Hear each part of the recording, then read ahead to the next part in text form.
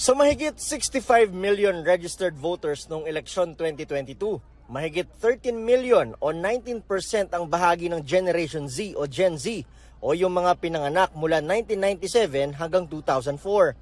Batay yan sa datos na nakalap ng GMA News Research. Ayon sa isang political analyst, ang bilang na yan malamang na madadagdagan pa sa 2025 midterm elections. Lalo't may first-time voters gaya ni na Raven at Annie. Excited din naman na i-exercise yung isa sa mga democratic rights natin bilang isang Pilipino. So ako din, syempre, excited na bumoto. Ano kaya magiging impact nito pagdating ng eleksyon 2025? Paparami ang bilang ng mga Gen Z voters. Napakahalaga ng papel at bilang ng mga Gen Z voters. So that will be game-changing. Ito yung magiging pwedeng magbago ng political landscape natin. Kung saan daw papunta ang boto ng mga Gen Z, posibleng doon din papunta ang kinabukasan ng bansa. Ang maganda raw sa mga Gen Z, alam nila kung sino ang dapat piliin. Ang Gen Z voters ay ang tinatawag na the digital generation. Sila mismo hindi lang tagatanggap ng information.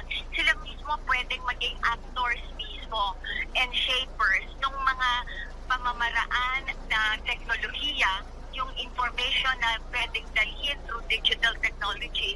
Sila rin yung educators mismo ng iba pang age level voters.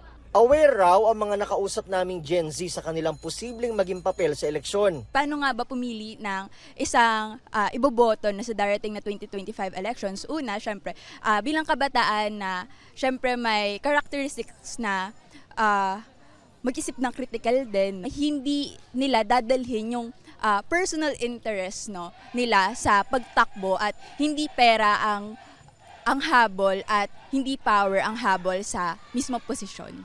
Si Christian uuwi raw ng Cebu sa eleksyon para makaboto. Talagang ni-research ko po, finact-check ko po at kung ano ang mabibigay nila at ano po yung mako-contribute po nila sa bansa natin na mapapabuti ba nila, mabibigyan ba yung mamamayan natin ng tamang trato or tamang asikaso po.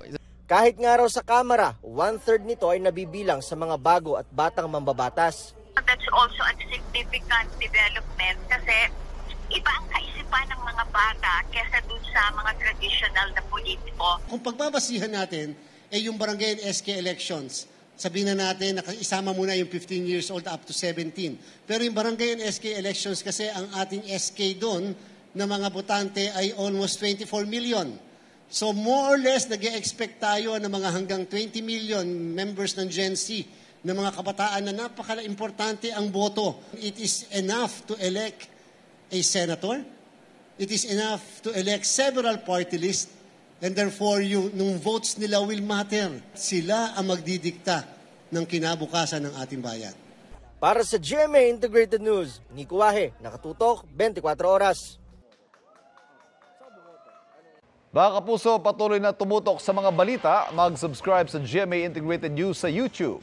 Sa mga kapuso abroad, samahan nyo kami sa GMA Pinoy TV at www.gmanews.tv.